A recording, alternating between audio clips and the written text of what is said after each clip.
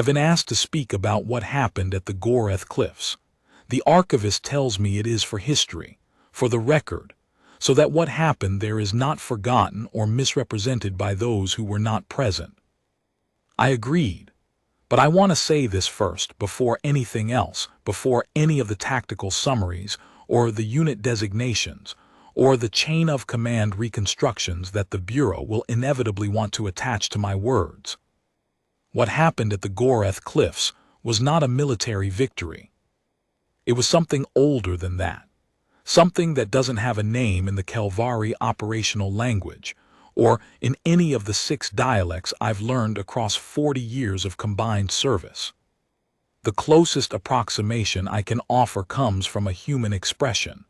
One of their soldiers said it to me afterward, when we were sitting in the wreckage together, and neither of us had any words left. Sometimes the cavalry just shows up. I didn't understand it at the time. I do now. Let me start where things began to break. The Goreth Cliffs form the eastern boundary of the Severance Line, the contested zone that the Dreth Dominion had been pushing toward for 8 months by the time my division arrived. The cliffs themselves are impressive. Perhaps 300 meters of sheer volcanic rock, ancient and dark, with the Vareth Sea hammering against the base so hard you can feel it in your bones even at the top. The wind comes off the water sideways at that elevation. In the rain, and it rains constantly on the Severance Line, visibility drops to almost nothing. We had held the ridge above those cliffs for 11 days before the 9th Dreth surge arrived. 11 days is a long time to hold a position that was never meant to be permanent. We had dug in hard, channeled every defensive resource, every automated emitter tower, every field fortification system we'd brought with us, because we understood the ground mattered. The Goreth Ridge was the only elevated observation platform overlooking the Vareth Crossing, and the Vareth Crossing was the only reliable transit corridor through the Severance marshlands below. Whoever held the ridge controlled whether anything moved through that corridor. So we held it. We held it while the logistics chain fell apart behind us. We held it while the neighboring 7th Division was flanked and scattered somewhere to the north and stopped responding to comm traffic. We held it while our air support, such as it was, got systematically pulled back to deal with the Dreth push toward the capital. We held it while our medical supplies ran down, and our ammunition reserves dropped to what the quartermasters started calling uncomfortable territory, which was military code for we cannot sustain another extended engagement at this rate. We held it because the ridge had to be held. That was the entirety of the strategic calculus. Hold the ridge, control the crossing, prevent the Dreth from pushing through the marshlands and into the civilian population centers on the other side. And then the 9th surge arrived. I had seen Dreth assault formations before. I want to be clear about that. I was not an inexperienced commander operating on a first deployment. I had 40 years in combined arms. I had faced Dreth units in 4 previous campaigns, and I had developed what I believed was a realistic and functional understanding of how they operated. The 9th surge broke every model I had ever built. They came in at night, which was the first anomaly. Dreth doctrine favors daylight operations. Their compound visual systems process light scatter data that gives them a significant tactical advantage in bright conditions, and historically they've leveraged that advantage by engaging during peak illumination cycles. Night operations are not their preference. But the 9th surge came at night, and they came from 3 directions simultaneously, which required a level of coordinated timing that Dreth formations had never demonstrated in any engagement I had studied or participated in. My signals officer, Quartermaster Decivillant, was the first to flag what was happening. She came to my command post. We'd set it up in a reinforced natural depression near the center of the ridge, about 30 meters back from the forward observation line, and she handed me the composite sensor red with an expression I had never seen on her face in 11 years of working together. "War Master," she said, "I need you to see this." The read showed 3 converging advanced signatures. Thousands of Dreth biosignatures, moving fast, organized, and coordinated across a front that covered every practical access route to our position. They had spread wide, much wider than typical Dreth formation doctrine, specifically to prevent us from collapsing toward any single defensive axis. Someone had planned this carefully. I stood there looking at the sensor read for what felt like a long time. Then I looked at Dessa and said, "What are our options?" She said, "I've run 11 scenarios. And none of them end well, sir. We did what we could.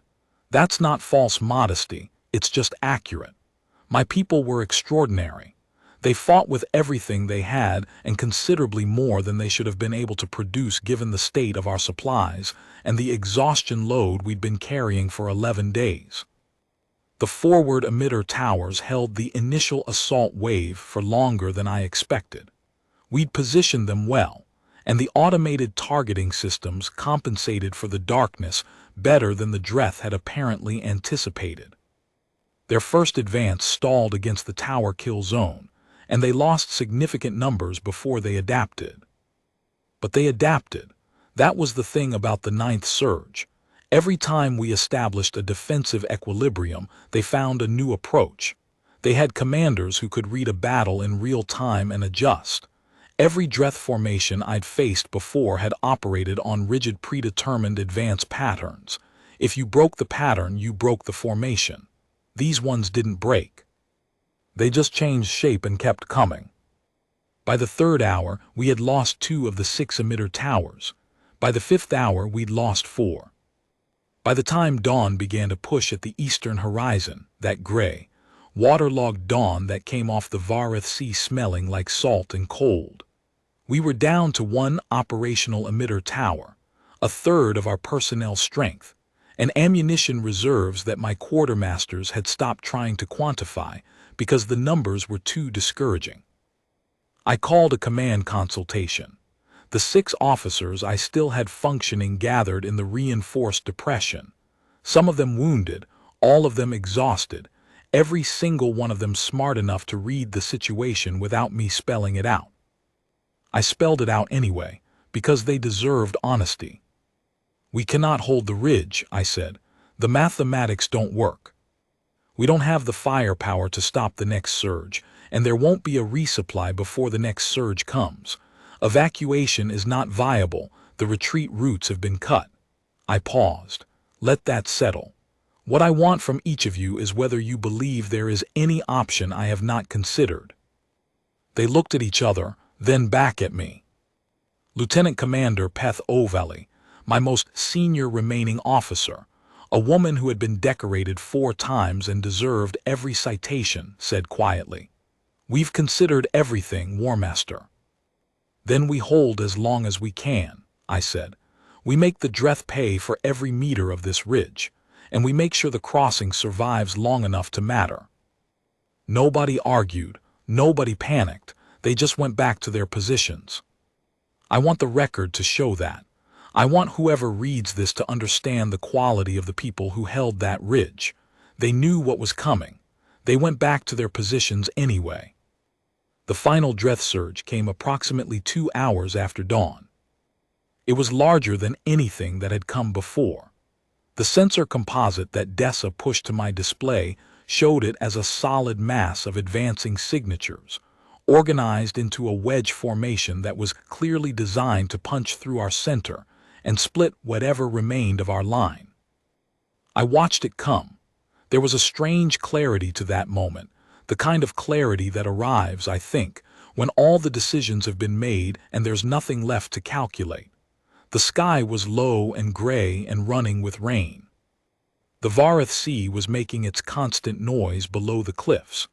The last emitter tower was still firing, drawing red lines in the murk toward the advancing mass. And I remember thinking, we held 11 days, that was something. Whatever happens next, that was something real. That's where I was in my head when Dessa grabbed my arm. She didn't say anything, she just pointed up. I have tried, in the months since that morning, to find language adequate to what I saw. I have not found it. The sky above the Goreth Ridge opened. That's the only way I can describe it, not metaphorically but practically. There were impacts in the cloud cover, dozens of them, and then through those impacts came objects, moving fast. Moving very fast, trailing fire and plasma burn and the kind of hard geometric entry signatures that I recognized, after a moment's disorientation, as shaped descent vehicles. Military pattern, precision controlled. They were hitting the ridgeline in a pattern. Not random, not scattered. A deliberate, coordinated pattern that placed them exactly between the advancing Dreth formation and what remained of my defensive line. And then the descent vehicles opened, and the humans came out. I have since spoken with several officers from the human unit that arrived that morning. I've read their after-action documentation. I understand now what it looked like from their side, the coordination required, the logistical chain that had to hold, the window they were working within. But that morning, from my position on the ridge, with the rain coming down and the last emitter tower finally going dark somewhere to my left, what I experienced was not a military operation. What I experienced was the sudden, violent, overwhelming arrival of something that the Dreth Ninth Surge had not planned for. The humans hit the ground fighting. That's the only way to say it. They came out of the descent vehicles and they were already moving, already organized, already engaging, as if the transit from upper atmosphere to ridgeline had been simply a change of venue and not a combat transition at all. No reorganization period. No establishment of defensive perimeter before moving. They oriented, they identified the Dreth formation, and they went toward it. I have fought alongside many species. I have allied with Kelvari, with Thurvani, with the reclusive Esset Collective, with the mercenary Gore clans. Each has its own approach to ground combat. Each has strengths and limitations that experienced commanders learn to account for. I had worked alongside human units twice before, in limited engagements, and I had noted their capabilities with professional appreciation, without being fundamentally surprised by them. The Ninth Surge's response to the human arrival surprised me. They hesitated. Not long, a matter of seconds, maybe a quarter minute at most, but in a formation that had been advancing with mechanical confidence for 2 straight hours, that hesitation was extraordinary. The advanced signature on Dessa's sensor composite actually stalled. The wedge formation that had been bearing down on my line stopped and reorganized, and I watched the reorganization with something I can only describe as reluctant wonder, because what it told me was that the Ninth Surge's commanders had encountered something they hadn't modeled. And then the humans started making noise, and the Dreth hesitation collapsed into something else entirely. Recording pause, archivist's note. Witness requested a brief interval, resumed after approximately 4 minutes. I'm sorry, even now the memory of that sound is. The humans were not simply fighting. They were communicating while they fought in that loud, direct, overlapping way that human units use, part tactical coordination, part what I've been told is simply the way humans process stress during high-intensity situations. They shout. They call to each other. They make sounds that, if you've never encountered them in a combat context, are somewhat alarming. Apparently the Dreth found them alarming too. Because the Ninth Surge, the formation that had systematically dismantled my division's defenses over 5 hours of sustained combat, began to show something that I had not once observed in 4 previous campaigns against Dreth forces. It began to show reluctance. Not retreat, not collapse. The Dreth are not prone to panic and they are not cowards. I want to be clear about that, because this record should be accurate and not triumphalist. The Ninth Surge reorganized and continued to engage, but the quality of that engagement had changed. The confident mechanical pressure that had worn us down across the night was replaced by something more cautious, something more reactive. The humans had, in the space of perhaps 10 minutes of violent contact, fundamentally altered the character of the battle. My senior medic, a veteran named Osek Dunn who had patched me up twice in the previous week, and had given me a calm professional assessment that morning suggesting my left arm might be more injured than I was admitting, appeared at my shoulder and said something I've never forgotten. "War Master, they're pushing back." He sounded like he couldn't quite believe his own words. "Yes," I said. "We were." "Yes," I said again. We stood there watching together, in the rain, while the mathematics of that battle reorganized themselves around facts that none of us had expected. Document 2, Secondary Field Testimony. Witness, Gunnery Sergeant Leela Reyes, United Human Confederation Ground Forces, 7th Rapid Drop Regiment, Echo Company. Recorded at CFB Taralis IV, Human Confederation Medical and Recovery Facility. Recording date, 22 cycles post-severance. Interviewer, Archivist Don Opel, Interstellar Historical Preservation Bureau. You want me to tell you about the Goreth drop? Yeah, okay. I can do that. Fair warning though, my version's going to have a lot more cursing than whatever the Kelvari commanders told you. And also there's a good chance I remember things in the wrong order because I had a minor concussion by the time we actually touched down, and my medic told me later that this is normal, and I should not be alarmed by memory gaps. I am slightly alarmed by memory gaps, but here we are. So the Goreth drop. We got the mission brief approximately 6 hours before insertion. This is, for those who are not familiar with Rapid Drop Regiment operational timelines, not a lot of time. Standard planning cycle for a contested drop is 24 to 48 hours. 6 hours meant somebody upstairs was watching a situation deteriorate in real time and had made the call to throw us at it before the numbers got any worse. Captain Yev Markov gave us the brief personally.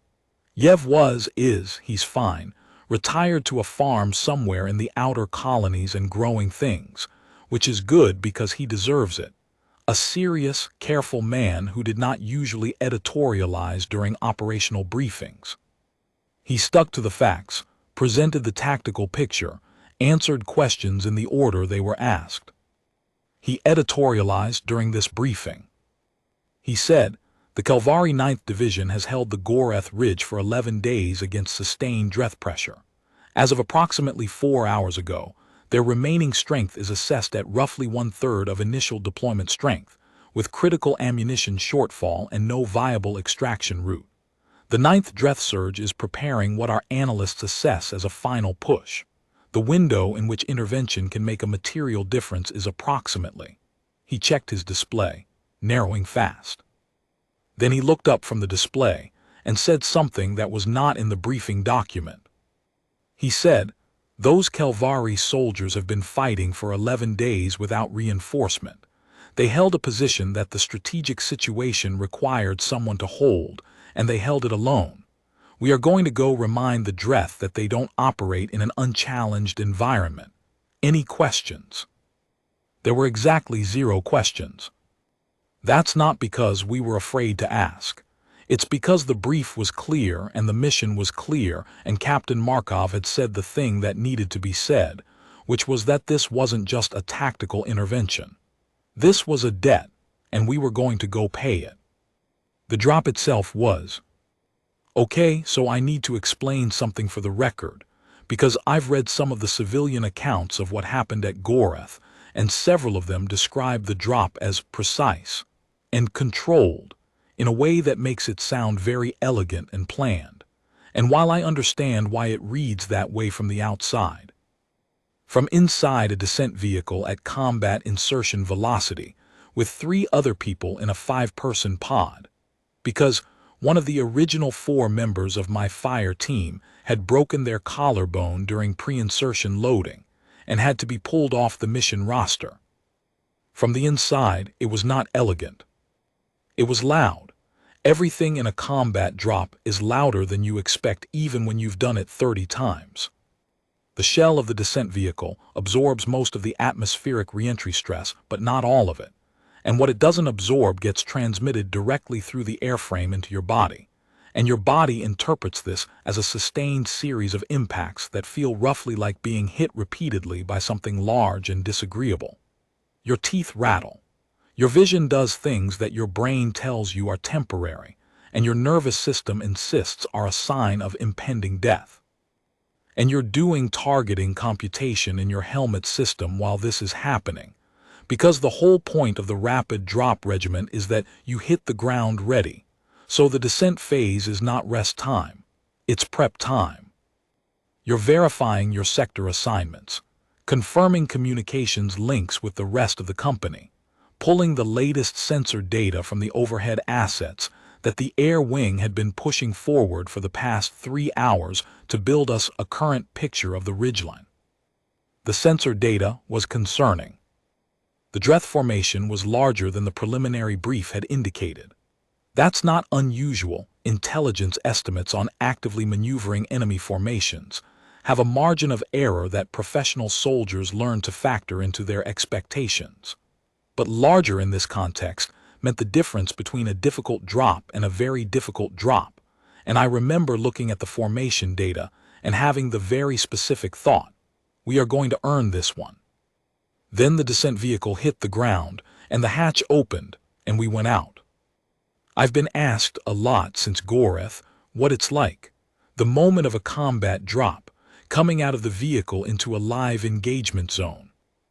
The honest answer is that I can't tell you, because I'm not sure the version of me that exists in those first 60 seconds is fully processing experience in the way that produces useful memories.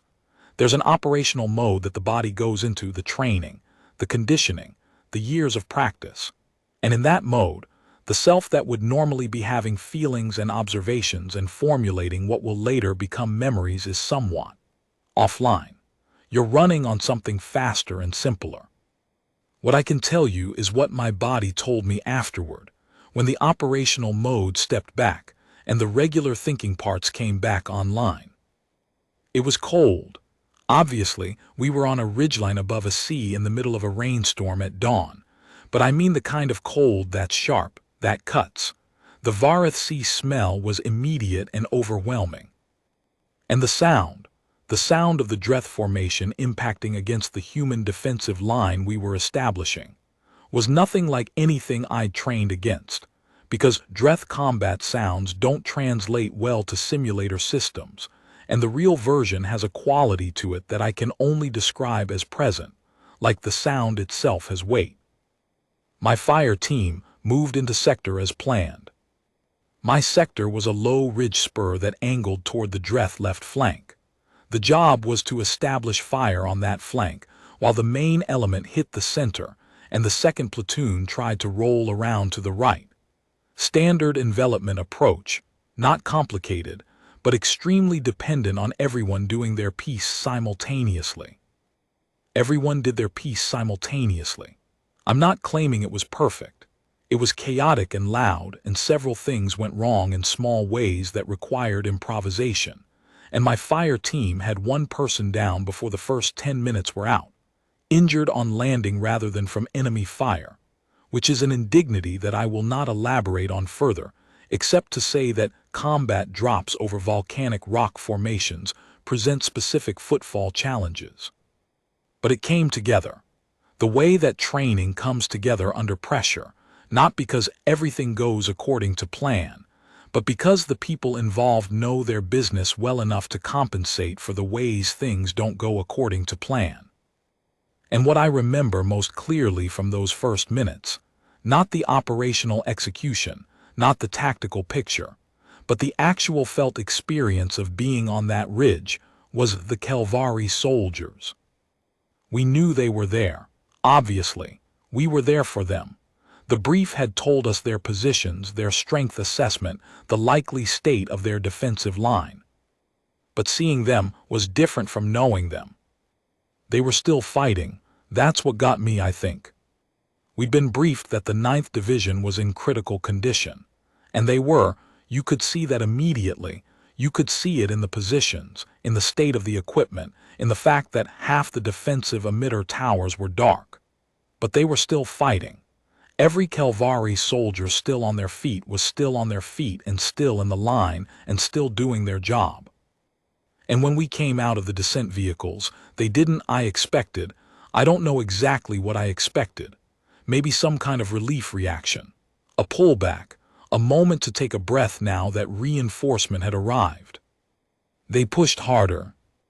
Like the arrival of the drop had given them something. Like they'd been running on empty, and the sight of the descent vehicles had somehow filled the tank again. Not rationally, because we were one company and they knew their situation, but in some pre-rational way that bodies do when the situation changes, and the math starts to look different. The Calvari soldiers pushed harder, and we hit the Dreth from the flank, and the 9th Surge's momentum broke. It didn't collapse immediately. It took another 3 hours of hard fighting on that ridge before the situation resolved into something that could be called stable. 3 hours of rain and noise and the Vareth Sea hammering below, and the Dreth trying to find a new axis of advance every time we closed one off. But the momentum was gone. And without momentum, the 9th Surge was just another Dreth formation, capable, dangerous, but manageable. And the Calvari 9th Division, even at a third of strength, even 11 days in, even running on fumes and stubbornness, they were not a force to be taken lightly.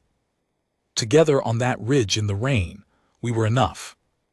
After it settled, after the Dreth 9th Surge had pulled back to a defensible line of its own, and both sides had mutually decided that the morning had produced enough violence, I walked the ridge with Captain Markov. He wanted to get a physical sense of the ground. He always did that after an engagement. Said he couldn't form accurate operational assessments from sensor data alone, that there was information in the actual terrain that composites couldn't capture. We walked past the Calvari positions. Their defensive works were extraordinary, given the resources they'd had to work with. Improvised, in places, materials I couldn't identify repurposed for reinforcement and channeling. The kind of engineering that happens when you've been at a position long enough to really understand it, to learn every angle and vulnerability and compensate for each one. Captain Markov stopped at what had been the center of their defensive line, the most heavily worked section, the highest concentration of improvised fortification, the place where the 9th Surge had pushed hardest. He stood there looking at it for a while. Then he said quietly, not really to me, 11 days. I didn't say anything. Sometimes there's nothing to add. I met the Calvari War Master later that day. Sarath Duvan. Big, they're generally bigger than us, Calvari, with gray in his crest that told you he'd been doing this a long time. His left arm was strapped, which he hadn't mentioned to anyone, and which his medic had apparently had to argue him into. He came and found me specifically. I didn't understand why at first. I was a gunnery sergeant, not command staff, and he was a war master with 4 decades of service. The ranks weren't exactly peers. But he came and found me, and he looked at me for a moment with that measuring look that experienced soldiers have, that look that's taking in what you are rather than what your insignia says. And then he said, very directly, "Your people came out of the vehicles already fighting. I want you to know that I understand what that requires." I didn't have a sophisticated answer. I said, "Wasn't going to do you much good if we came out slow." He looked at me for another moment. Then something shifted in his face, not quite a smile. The Calvari facial structure doesn't really accommodate what we'd call a smile, but something in that direction. He said, "No, it was not." And we stood there on the ridge together in the rain, with the Vareth Sea below and the smell of a battle that had just ended hanging over everything. And I think we understood each other in the way that people who have been through the same general category of terrible thing can understand each other, even when everything else about them is completely different. Document 3, Supplementary Testimony. Witness, Quartermaster Desivilant, Calvary Confederacy 9th Combined Arms Division, Signals and Intelligence Section. Recorded at Calvary Confederacy Veterans Restoration Center, Cale Prime. Recording date, 31 cycles post-severance. Interviewer, Archivist Thessaly Morn, Interstellar Historical Preservation Bureau. You want me to describe what the sensor composite showed when the human descent vehicles entered the engagement zone? Yes, I can do that precisely because I have preserved the raw data files and reviewed them several times in the months since. I want to be accurate about this because I have heard some accounts that are, let's say, not measured in their description of what the sensor data actually showed. At the moment of human insertion, my composite was tracking the Dreth 9th surge wedge formation advancing on a bearing of 273 degrees toward our center. The formation density was what I would classify as high saturation, a lot of biosignatures in a concentrated area, moving at consistent pace with tight interval spacing. This was the final push. I had told War Master Duven 11 scenarios. All of them ended with us losing the ridge. I had not been wrong in my assessment. The human descent vehicles appeared on my tracking system approximately 40 seconds before they hit ground. They came in steeper than standard approach angles that our tactical systems were calibrated to expect. And they came in fast enough that the automated threat evaluation subroutine in my composite actually flagged them briefly as projectiles before the profile resolved into something more complex. When they opened, they distributed across a pattern that my analysis software told me later had been precisely calculated to maximize crossfire coverage against the Dreth advance, while minimizing the risk of fire integration problems with our own positions. Someone had done significant computational work on that drop pattern. It was not improvised.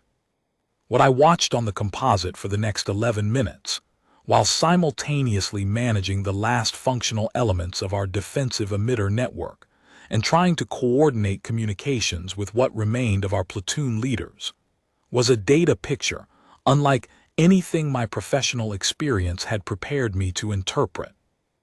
The Dreth 9th surge formation, the formation that had been mechanically pressing our position for 5 hours without fundamental disruption to its structure, began to deform. Not collapse, I want to be precise, not collapse, deform. The leading elements slowed and began to compensate for incoming fire from a new bearing. The flanks received pressure simultaneously.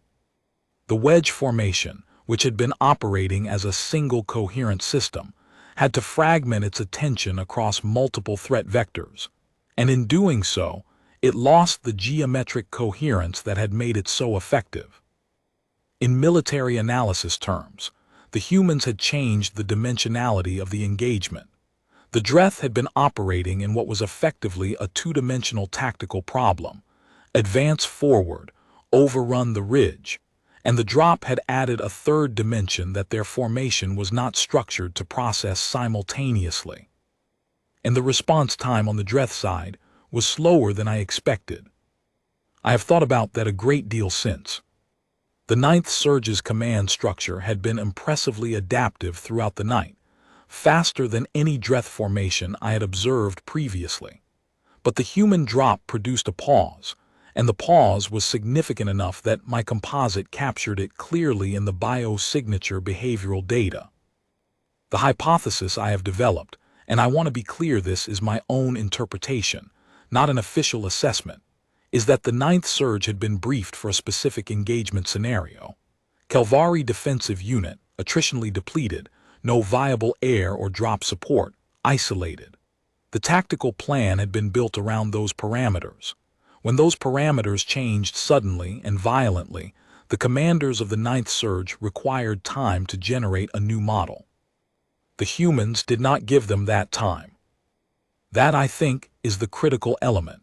Not simply that the humans were capable, they clearly were, but that they operated at a pace that denied the Dreth the reorganization interval that the Dreth tactical structure required.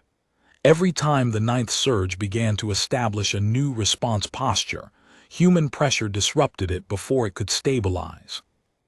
I watched it on the composite and I understood rationally what I was seeing.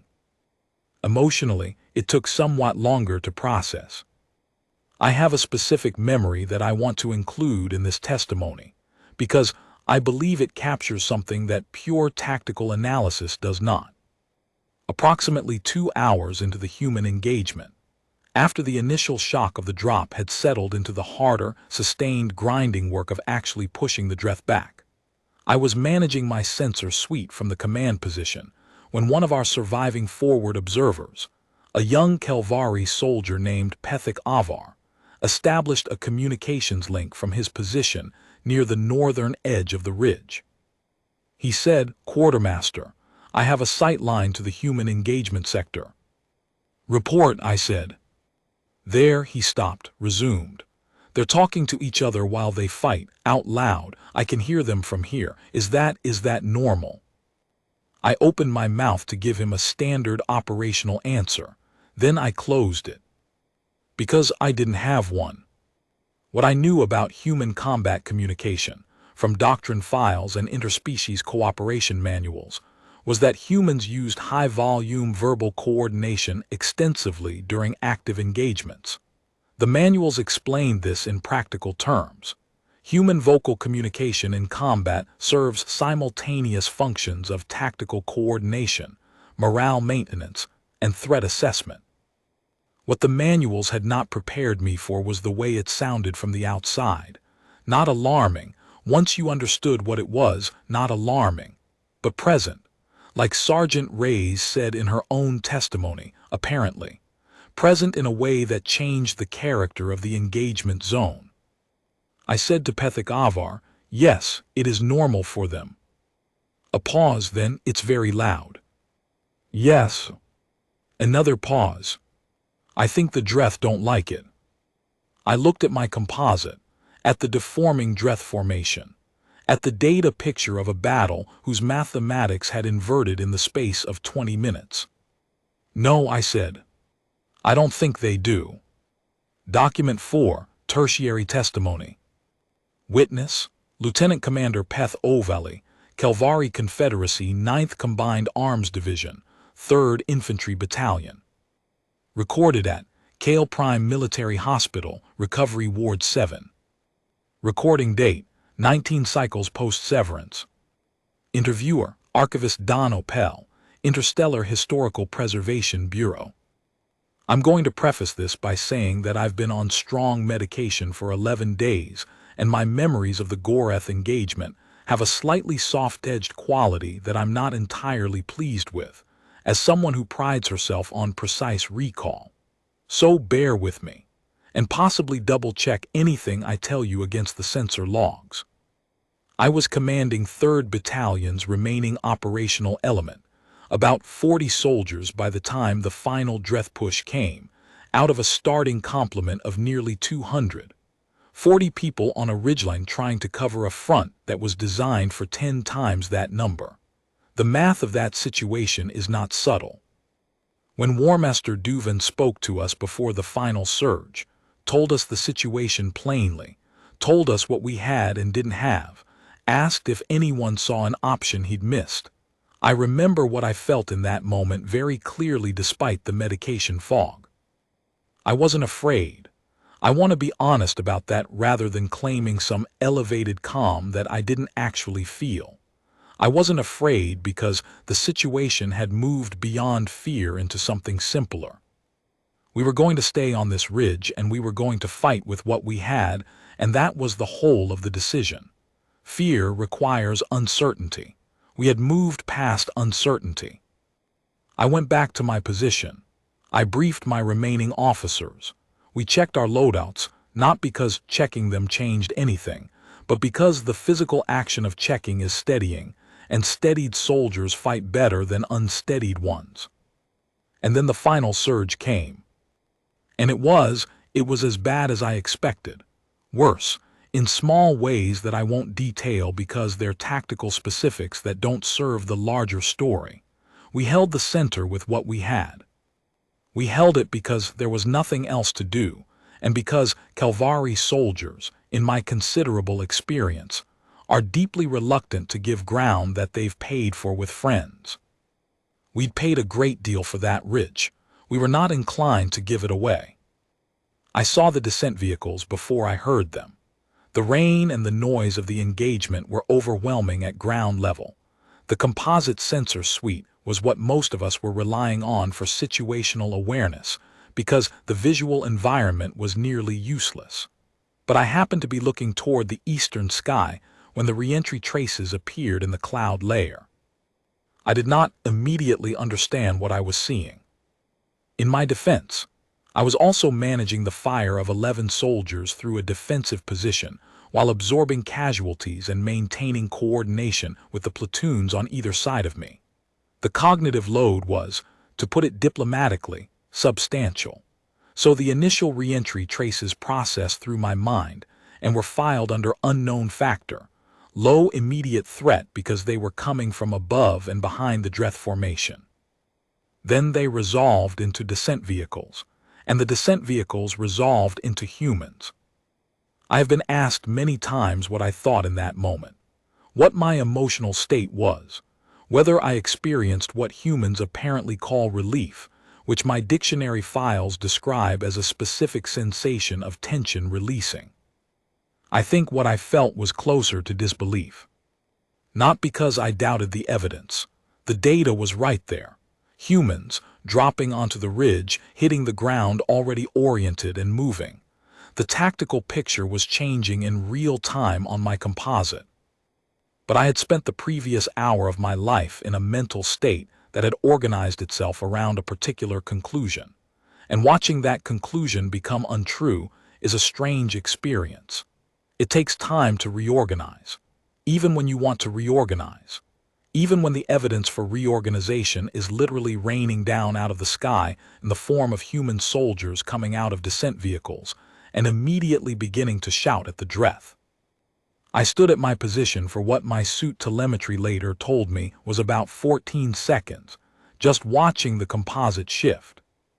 Then my second officer, a young soldier named Reth, touched my arm and said, "Commander." And the question in that one word was everything. Is this real? Are we still fighting? What do we do? I took a breath. "We push," I said. And we pushed. I need to say something about the next 3 hours. Because when people talk about the Gorath engagement, they talk about the drop, which is understandable. The drop was dramatic. It was visual. It was the moment that changed the trajectory. And I'm not diminishing what the human soldiers did in those first minutes because they were extraordinary. But the 3 hours after the drop were where the battle was actually decided. And those 3 hours were ugly and grinding and exhausting in a way that no drop, however dramatic, prepares you for. The Dreth 9th surge did not break after the initial contact. As I said, and as the War Master has surely said, and as the sensor data confirms, it adapted. It pulled back to a new position, reorganized, and resumed pressure. The humans and what remained of the Kelvari 9th had to fight for every meter of that ridge for 3 more hours before the situation stabilized. I fought alongside human soldiers during those 3 hours, not in a coordinated, planned sense, in the improvised, cross-species, making-it-work-as-you-go sense that happens when 2 units with different training, different equipment, and different physiological responses to stress find themselves in the same engagement zone. What I noticed about the human soldiers was their communication. Lieutenant Commander Reyes has apparently mentioned this. It was the most immediately striking thing, the sheer volume and continuity of it. They talked constantly. Not random noise, coordinated, purposeful communication, but fast and loud in a way that Kelvari doctrine trains against. We are taught to minimize non-essential communication in active engagements. Noise discipline. Conserve bandwidth. The humans seem to operate on a completely different model, where the constant stream of communication was the coordination, where the noise was functional rather than incidental. And it worked.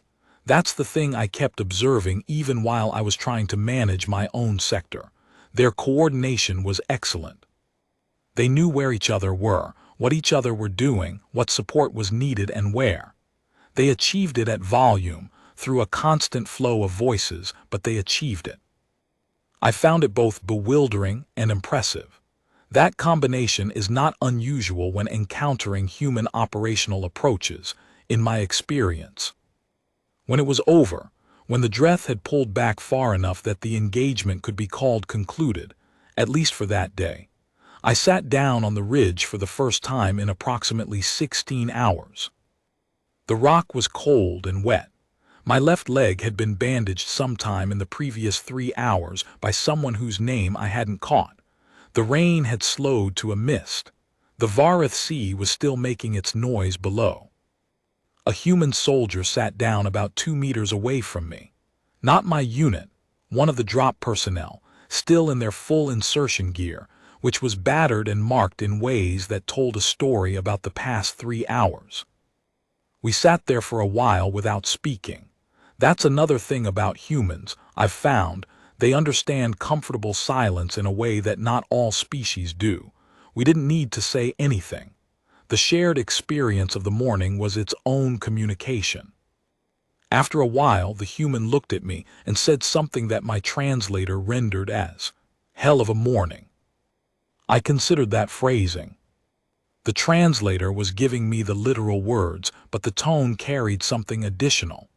A kind of rueful, exhausted acknowledgement that covered everything, that took the whole complicated weight of the previous 8 hours and compressed it into 3 words. I said yes. The human nodded. That was the end of the conversation. But it felt complete.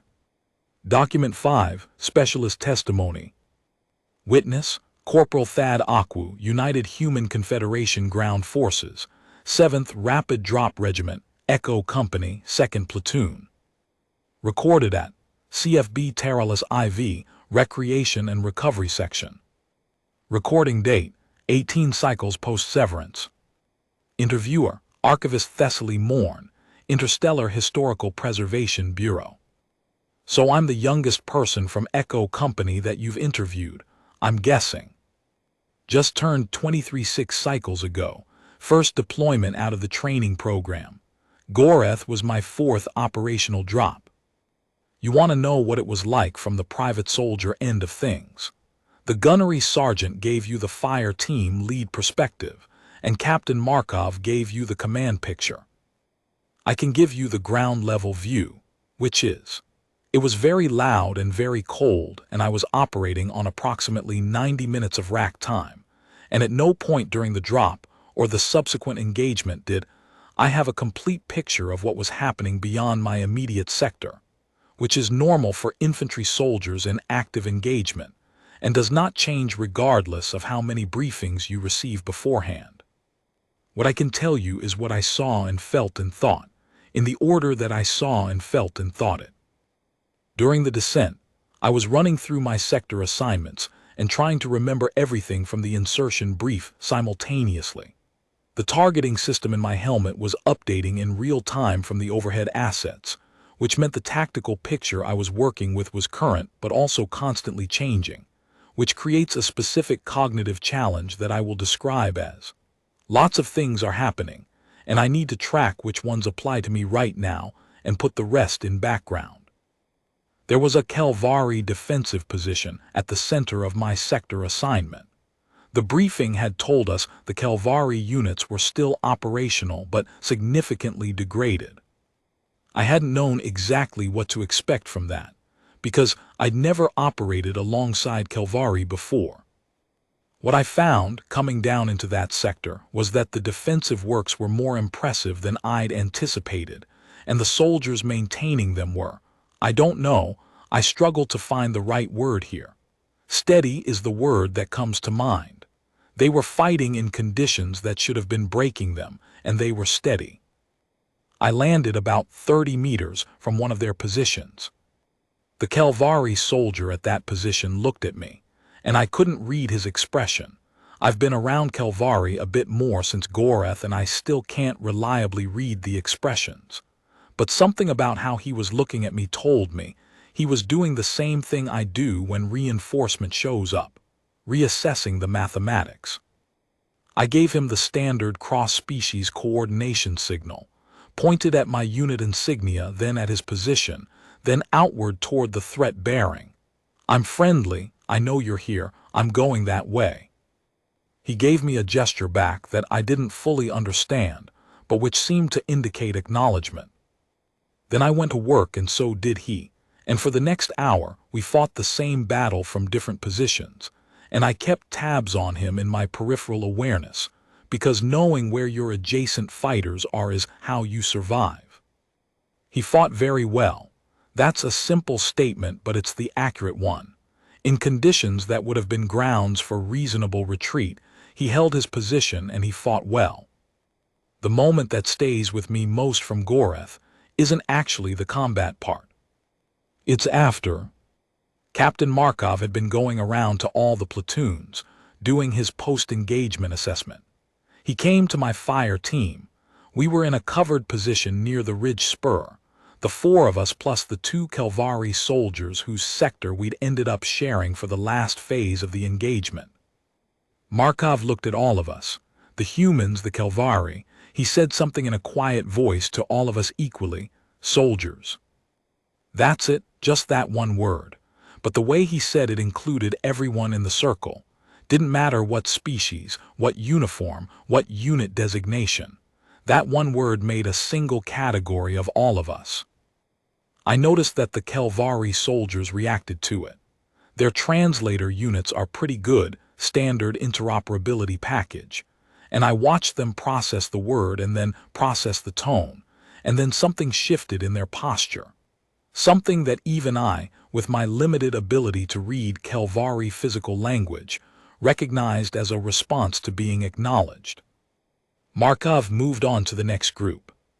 And one of the Kelvari soldiers looked at me, I was closest, and said something that my own translator rendered as, "Your commander understands that the word is enough."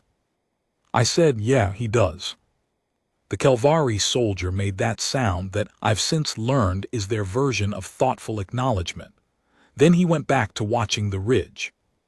And I sat there thinking about that phrase. The word is enough.